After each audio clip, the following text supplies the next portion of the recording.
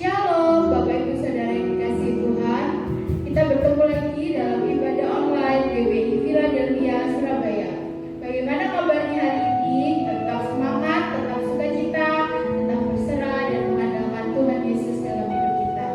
Kita akan mulai ibadah kita. Mari kita siapkan hati kita berdoa.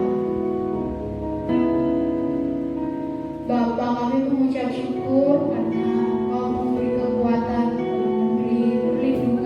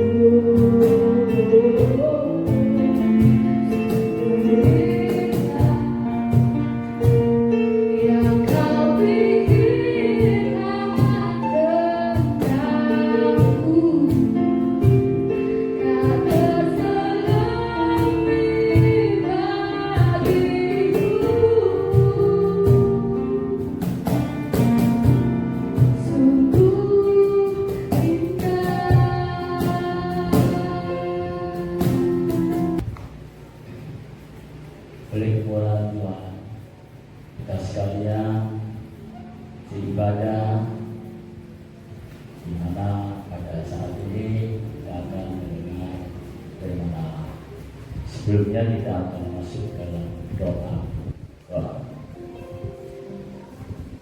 Bapa Surgawi yang ada di sini bersama dengan kami sekalian, umat-Mu yang telah bertebus dengan darah dan mahal. Anugerahi kami sekaliannya ya Tuhan, kebenaran firman yang Kau sampaikan kepada kami sekalian, agar kehidupan kami betul-betul hidup dalam kebenaran,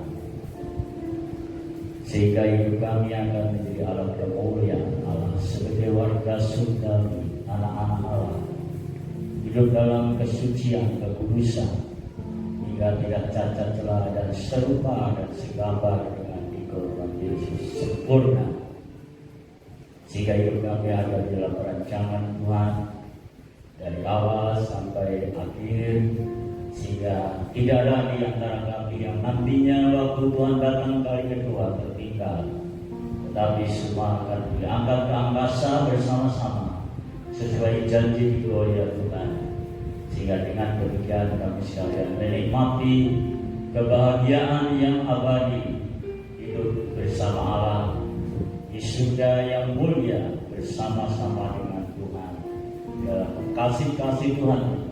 Terima kasih menyambut kebenaran firman Allah dalam nama Tuhan Yesus Kristus. Haleluya. Amin. Tema pada malam ini atau saat ini yang akan sampaikan mengenai hidup yang berkemenangan. Kita ambil dari Roma pasal 8 ayatnya yang ke-31 mulai. Keyakinan iman. Sebab itu apakah yang akan kita katakan tentang semuanya itu? Jika Allah di pihak kita, siapakah yang akan melawan kita? Dia yang tak menyayangkan anaknya sendiri, tapi yang telah menyerahkannya bagi kita semua. Bagaimanakah mungkin Dia tidak mengkaruniakan segala sesuatu kepada kita bersama-sama dengan Dia? Siapakah yang akan membuka orang-orang pilihan Allah? Allah yang membenarkan mereka. Siapakah yang akan menghukum mereka? Kristus Yesus yang telah mati, bahkan telah lebih lagi yang telah bangkit, yang juga duduk di sebelah kanan Allah, yang malah menjadi pembela bagi kita. Siapakah yang akan memisahkan kita dari kasih Kristus? Penindasan atau kesesakan, atau penganiayaan, atau kelaparan, atau ketelanjangan, atau bahaya, atau pedang. Seperti ada tertulis, oleh karena Engkau kami ada dalam bahaya maut sepanjang hari. Kami telah dianggap sebagai domba-domba sembelihan. Tetapi dalam semuanya itu kita lebih daripada orang-orang yang menang oleh Dia yang telah mengasihi kita. Sebab aku yakin bahwa baik maut maupun hidup, baik malaikat-malaikat maupun pemerintah-pemerintah, baik yang ada sekarang maupun yang akan datang, atau kuasa-kuasa, baik yang di atas maupun yang di bawah, ataupun sesuatu makhluk lain, tidak akan dapat memisahkan kita dari kasih Allah yang ada dalam Kristus Yesus Tuhan kita. Amin. Kekasih-kekasih Tuhan, kita berharap supaya setiap umat Kristiani betul-betul memahami akan rancangan Allah, mulai dipanggil menjadi umat percaya, lalu terus bertambah-tambah sampai nantinya harus panggilan ilahi yaitulah diangkat ke angkasa. Ini mengalami satu proses yang harus diketahui supaya kita tidak hanya yang namanya umat Kristiani atau orang percaya. Diharapkan sebagai kita sekalian yaitulah pewaris surga Tuhan Allah. Sebab Alkitab mengatakan banyak dipanggil, sedikit dipilih. Alkitab juga mengatakan bukan orang yang berseru Tuhan Tuhan mesti masuk kerajaan Allah. Ini menjadi pemikiran bagi setiap umat Kristiani, supaya Kristiani yang sesungguhnya itu bagaimana? Kekristenan yang dimaksud oleh Allah setelah kita jadi umat percaya, kita diberikan yang namanya modal hidup, yaitulah Roh Kudus, dimeterai oleh Roh Kudus. Itu ada di dalam Efesus, ada di 1 Korintus 3:16, 6 dan 19 sampai 20. Kamu sudah dibeli dengan harga tunai dan kau menjadi milik Allah. Dimeterai dengan Roh Kudus, itu dalam Efesus dikatakan demikian. Tuhan Maha tahu bahwa manusia umat Kristiani tanpa pertolongan Roh Kudus dalam hidupnya atau penyertaan Roh Kudus tidak bisa mungkin mencapai garis akhir. Pasti banyak yang gagal. Karena itulah sebabnya Allah memberi kita meterai Roh Kudus atau penolong Roh Kudus supaya kita dalam hidup hari-hari bersama dengan Roh Kudus. Di Galatia ditulis supaya umat Kristiani betul-betul bijaksana, tidak lagi menurut mau sendiri, tetapi mau menurut Roh Kudus. Galatia 5 ayat 16 dikatakan demikian. Ini penting supaya dipahami oleh setiap umat Kristiani. Maksudku ialah hiduplah oleh Roh, maka kamu tidak akan menuruti keinginan daging. Jadi hidup Kristiani itu ada manusiawi kedagingan, tapi ada manusiawi roh, manusia ilahi, manusia supranatural. Itu yang diberikan Allah, yaitu Roh Kudus kepada pribadi lepas pribadi. Jika kita tidak boleh, dengan kata lain, mengikuti maunya sendiri atau menurut daging lagi, tapi menurut Roh. Jika ditekankan setiap umat Kristiani tiap hari menyangkal diri, tiap hari pikul salib, baru menjadi Kristiani yang sejati. Ya, sehingga dari situ supaya kita semuanya memahami hal ini. Dan untuk masuk kerajaan Allah itu semuanya akan menanggung banyak sengsara. Di dalam Kisah Rasul dikatakan kalau ini dunia bukan dunia yang namanya tidak ada penderitaan. Dunia ini sudah diatur berubah menjadi karena dosa menjadi dunia yang penuh dengan penderitaan. Dalam Kisah Rasul pasal yang 14 ayat 22, Paulus menegaskan kepada umat Kristiani demikian. Di tempat itu mereka menguatkan hati murid-murid itu dan menasihati mereka supaya mereka bertekun di dalam iman, dan mengatakan bahwa untuk masuk ke dalam kerajaan Allah kita harus mengalami banyak sengsara. Kristen tidak boleh khawatir, ya. Karena setelah dari Kristen kita diberi Roh Kudus. Kita mengatakan tubuhmu itu baik Roh Kudus, sehingga dengan kata lain kita tidak sendiri lagi, kita hidup bersama Roh Kudus. 3 dari Roma 8 tadi, jika Allah pihak kita, siapa lawan kita? Hidup ini penuh dengan risiko, tantangan, rintangan, halangan, permasalahan yang silih berganti. Selesainya yaitu waktu kita nanti Tuhan datang kali kedua atau dipanggil pulang oleh kehendak Allah baru berhenti. Itu sebenarnya dalam ini kita harus siap menghadapi apa saja. Ya, pemenang betul-betul. Kalau Allah tidak kita, siapa lawan kita?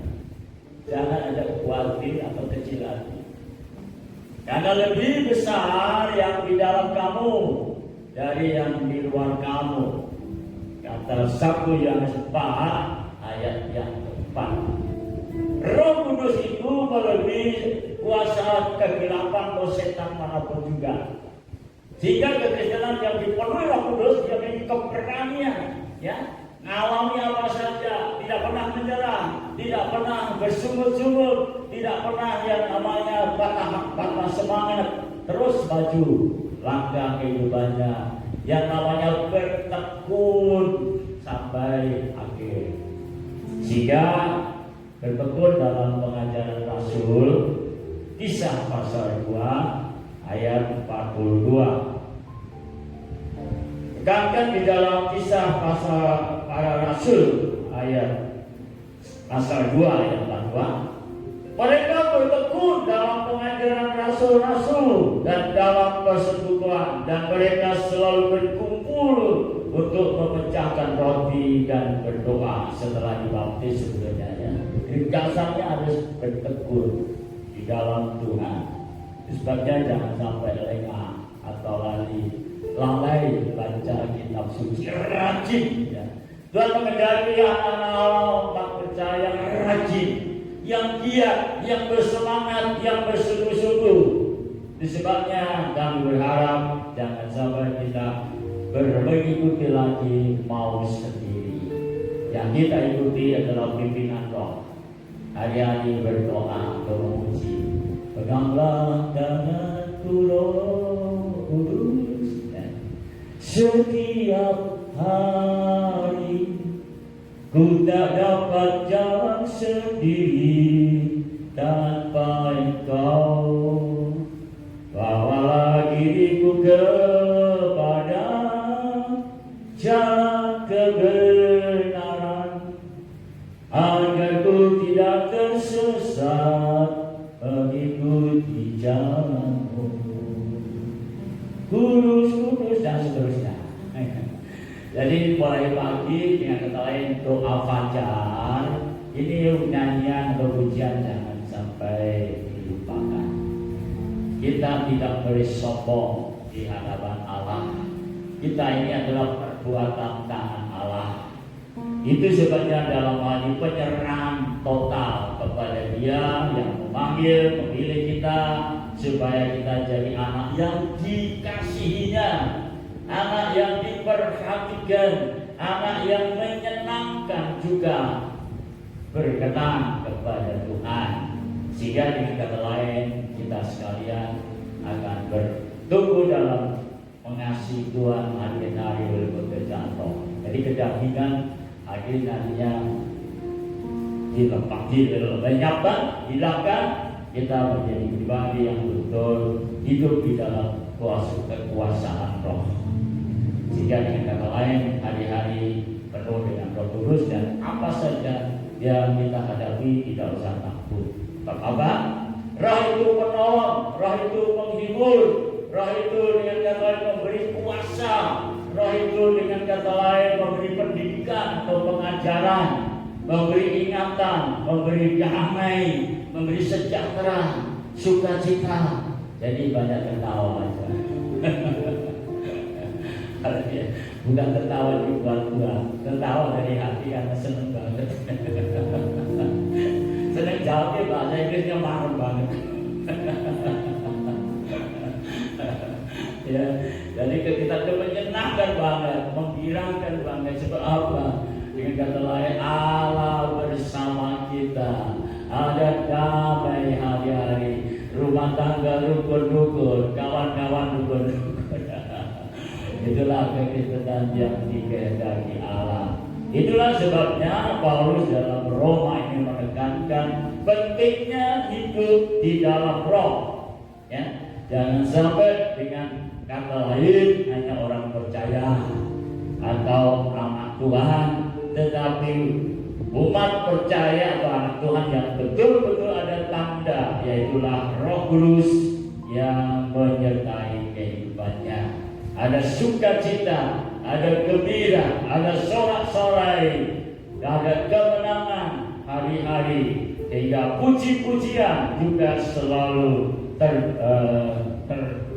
terdengar dari mulut kita, ucapan syukur dan sebagainya. Sehingga dari sini supaya kita makin hari makin memahami, menyerah diri pada kehendak Allah, kehendak Roh, sehingga kita sekalian hari-hari semakin disempurnakan. Itu sebabnya dalam hal ini, dalam menghadapi tantangan juga tidak boleh mengandalkan kemampuan sendiri. Berdoa dalam bahasa Roh, pernah kami sampaikan dalam Roma pasal 8 ayatnya 25 seterusnya. Siapa aja yang berdoa dalam Roh, maka akan langsung pada Tuhan. Itu sebabnya doa, kalau kita ada kehidupan lama juga terhalang, belajar hidup di dalam pimpinan Roh, sehingga kita doa permohonan sekali kita akan dikabulkan oleh Tuhan. Dari sini kita sekalian mungkin memahami kekristenan di tengah situasi dan sekarang ini ialah bersandar pada kekuatan Roh. Berdoa di Roh Kudus, dipimpin Roh Kudus, dan selalu dinaungi oleh Roh Kudus. Bahkan kita sekalian betul-betul hidup bersama Roh Kudus. Kalau Roh Kudus ada di dalam kita, maka hidup kita ini tidak sendiri lagi. Kita bersama Dia, hari-hari bersama Tuhan. Yang disebut yaitulah pernah kami sampaikan, Immanuel, Allah beserta kita. Kami yakin kalau kita semua selalu ada dalam kuasa Roh Kudus, ucapan kita itu ucapan iman, keyakinan. Ya, sebagaimana tema malam ini, keyakinan iman. Artinya dari hati ini keluar kata-kata firman. Umpama tidak ada masalah, Tuhan pasti tolong. Kalau ada tantangan, pasti Tuhan campur tangan. Sama begitu, ya. Lama itu berapa aja. Bila ada mengalami perjuangan, Tuhan itu buka jalan, sehingga bisa ujian pun bisa. Ku tahu Tuhan pasti buka jalannya. Jadi kekristenan itu tidak hanya ada sesuatu yang berbau Allah, berbau menyerah, tetapi berbau dengan kata lain berperang menghadapi keadaan yang ada lewat kata-kata iman kita. Ya, itu sebabnya dalam ini kata-kata juga supaya diperhatikan. Jangan sampai kata-kata kita berdasar dari firman, tapi kata-kata yang sesungguhnya diilhamkan oleh Roh Kudus. Kata-kata yang betul-betul membawa kita itu ajaib, artinya itu mujizat. Jadi tidak ada jadi ada, jadi tidak ada komentar, tetapi selalu berpikir kalau hari ini belum ada, besok masih ada, berikutnya ada sedikit, ya. Jadi kata-kata iman, sehingga dengan Allah kita lakukan perbuatan gagah perkasa. Ada 5 Mazmur. Demikian bunyi kata-kata itu. Kau pernah mengatakan ini, ya. Haleluya. Dengan Allah kita lakukan pekerjaan besar. Jadi sesungguhnya kita baca dalam Mazmur 80 katanya.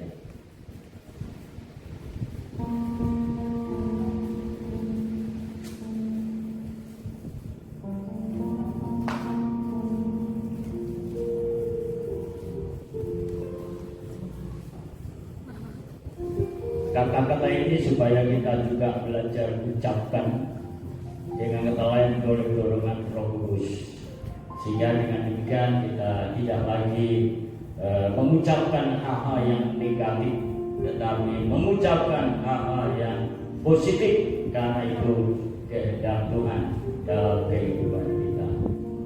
Di dalam Mazmur dikatakan demikian.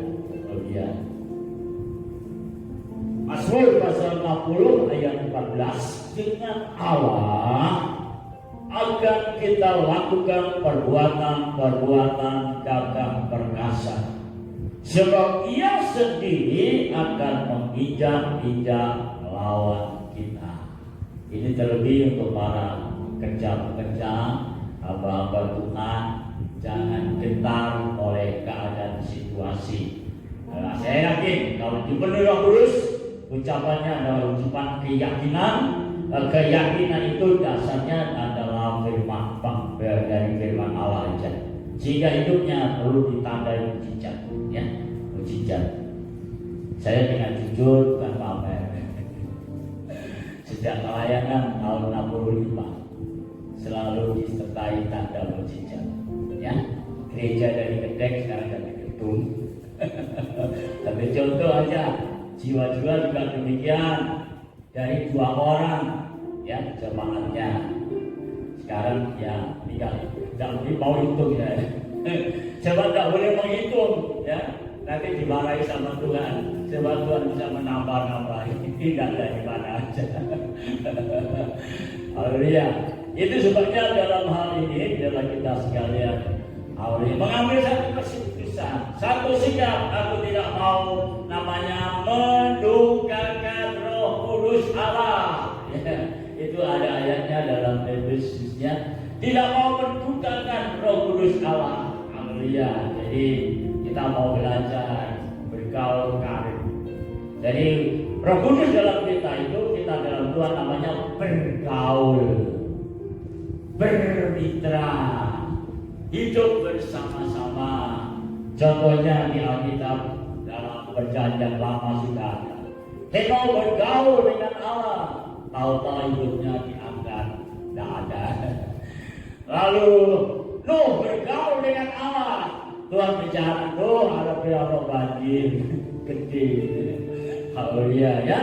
Sehingga Nuh disuruh bikin perahu di atas gunung. Tapi sungguh secara ajaib Nuh siapkan diri dan akhirnya diselamatkan seluruh isi rumah tangga mereka.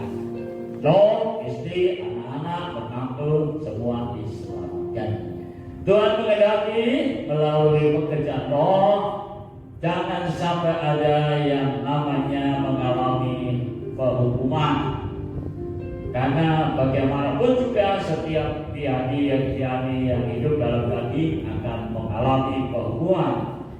Seperti contoh dalam Alkitab antara 5 perawan bodoh dan 5 perawan bijak. Yang bijaksana penuh dengan Roh Kudus sehingga dia betul-betul masuk dalam kemuliaan abadi. 5 perawan yang bodoh ketok pintu. Wah Tuhan, nah, dari dalam katakan, aku tidak kenal kamu. Waduh, luar biasa. Allah itu tahu tiap kehidupan umat percaya. Diperhatikan, sebab apa? Ada buku yang namanya buku kehidupan. Dan dari situ kita tidak bisa berdalih lagi. Penentu hidup bukan kita. Penentu hidup di dunia dan di surga yang menentukan adalah Bapa kita sendiri. Itu sebabnya cuma kita harapkan umat percaya hidup dalam kebenaran, hidup dalam kesucian, hidup dalam kekudusan, hidup sampai enggak cacat celah. Inilah perpura hidup. Dan yang membuat kita mampu hanya satu, Roh Kudus. Roh Kudus, ya, sehingga nantinya aku tahu bisa bertumbuh gitu, ya. Sehingga dari sini kita tidak membesarkan manusia siapa aja, ya. Jadi jangan terlalu heran dengan manusia. Yang kita herankan adalah luar biasa Yesus. Luar biasa Yesus. Luar biasa Roh Kudus. Aku jadi begini karena Roh Kudus dan juga karena Yesus. Sehingga ucapan syukur hari-hari ditujukan pada Allah di dalam Yesus Kristus melalui Roh Kudus, sehingga hari-hari kita sekalian hidup yang penuh gembira. Mulai pagi ucap syukur, terima kasih, dan puji-pujian jangan lupa terus dinaikkan. Karena dengan puji-pujian kita menikmati hadirat Allah sepanjang waktu. Haleluya. Kita baca satu ayat ini juga dalam Mazmur pasal yang ke-22. Ini ya, jadilah penyanyi Jadilah penyanyi, jangan meroleh. Jangan ngomel. Tidak ada gunanya ya. Iya, jadi semua saya sudah ya. Di Mazmur 22 ayat 4. Padahal engkaulah yang kudus, yang bersemayam, artinya bertempat tinggal di atas puji-pujian orang Israel. Haleluya, Kristen banyak pujian. Nah, tembok-tembok dari rokok kami. Kita jadi mengenal masuk yang namanya negeri perjanjian. Contohnya Yosua dan Kaleb. Demikianlah kebenaran firman Allah yang kami boleh sampaikan pada malam hari ini. Jadi berkat untuk kita sekalian di tengah kondisi dunia seperti sekarang ini baju permulangannya. Kita mengatakan nanti baca baik-baik dalam Matius 24 ayat 1 sampai selesai. Lalu Lukas pasal yang ke-21, tanda-tanda zaman, supaya kita jadi umat percaya betul-betul menyiapkan diri hari-hari bersama bergaul dengan Roh Kudus, sehingga kehidupan kita kapan Tuhan datang kali kedua tidak ada yang tahu. Nanti kita sekalian akan dengan kata lain beroleh apa yang dijanjikan Allah. Sedangkan menghadapi tantangan zaman ini tidak usah kecil hati. Tuhan berserta kita melalui Roh-Nya yang kudus, sehingga dengan demikian hari-hari adalah keyakinan ini, sehingga dengan demikian kita akan menjadi satu pribadi umat percaya yang selalu mengalami yang disebut berkemenangan.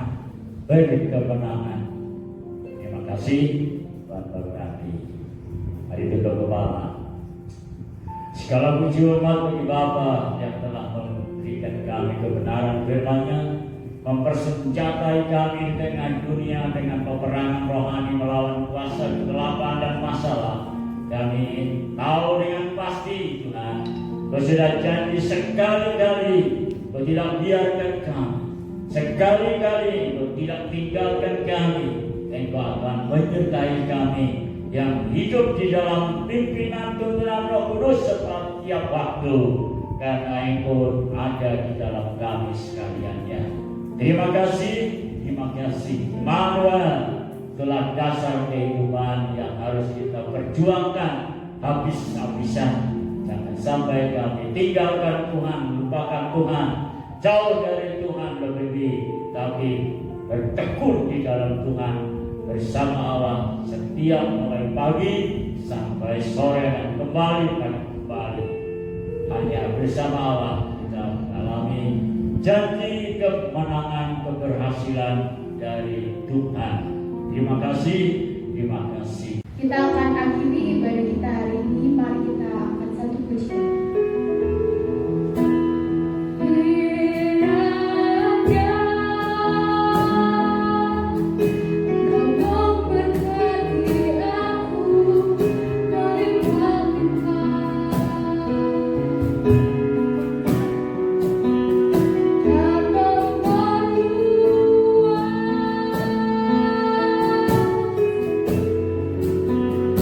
Jauh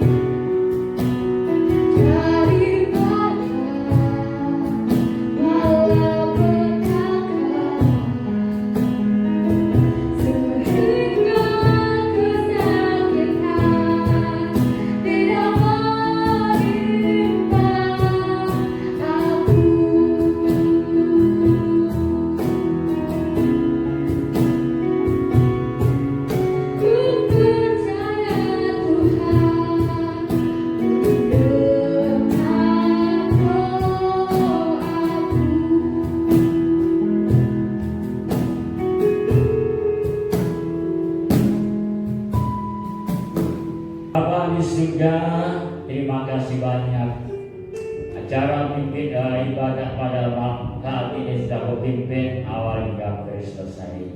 Terima kasih untuk berkat firman-Nya. Menjadikan kami sekalian benar-benar Tuhan menjadi pemenang dalam segala hal. Bukan oleh kami, tapi oleh karena kuasa Engkau sendiri, kehadiran Engkau sendiri, Roh Kudus yang ada di dalam kami. Kami di dalam Engkau, Engkau di dalam kami. Itulah sebabnya ya Tuhan, kami tidak akan gentar menghadapi situasi keadaan ini dan tidak cemas khawatir lagi. Kami bersyukur kepada Tuhan. Sedangkan tangan Maha Kuasa Bapa, kami akan tinggalkan tempat ini bisa satu sama lain. Di dalam nama Tuhan Yesus, berkah Allah turun damai, sejahtera, sukacita dan gembira. Begitu juga kekuatan Roh Kudus meliputi kita sekaliannya. Memimpin, menuntun, mendidik, mengajar kita hari-hari supaya kami menjadi pribadi yang bijaksana dalam kehidupan ini, sehingga kami sekalian betul-betul hidup yang sungguh berhasil dalam segala. Terima kasih Immanuel, Allah beserta kita sepanjang jalan hidup ini, malam ini dan seterusnya. Dalam